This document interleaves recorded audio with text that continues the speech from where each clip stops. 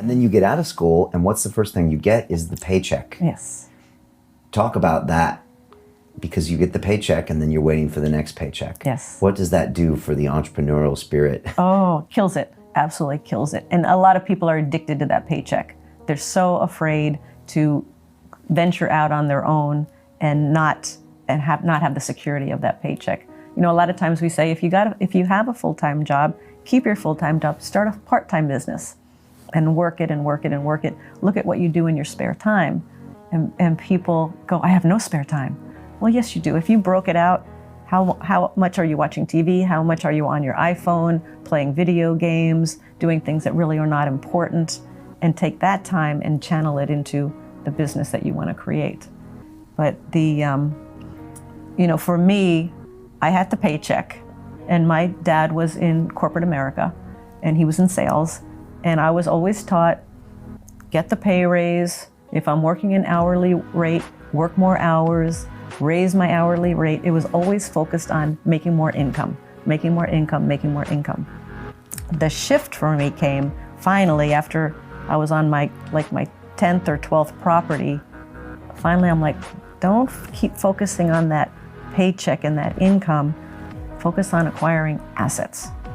And that was a big shift. Instead of focusing on acquiring income, I shifted it to acquiring assets, and then the assets create the income.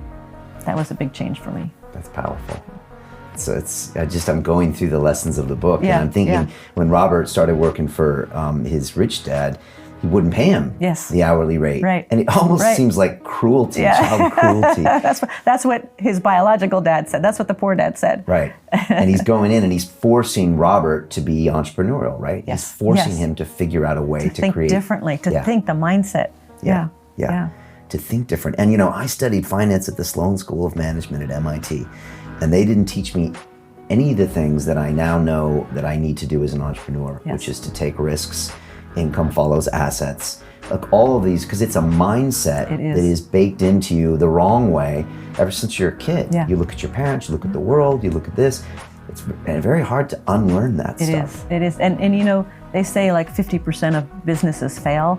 And I think what happens for a lot of first-time business owners, they're coming out of a job. So they're coming out of an employee mindset.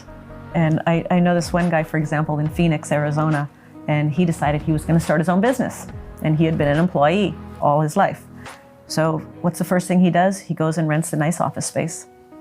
Then he buys all the nice furniture.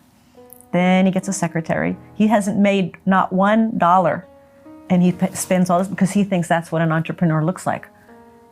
Versus, go make the money first, then go rent your office. If you even need an office, start out of your home. All the entrepreneurs, successful entrepreneurs I know, all started out of their home. Yeah, we had two here in London. There you go. Cashflow board game was created on our dining room table. Right. Rich Dad, Poor Dad was written in our house. So I think that employee mindset, and if you are an employee, if you can get that entrepreneurial mindset even as an employee, oh my gosh, you're going to be so much more valuable to the owner of your company because you're going to think the way they think. I think that's really, really important.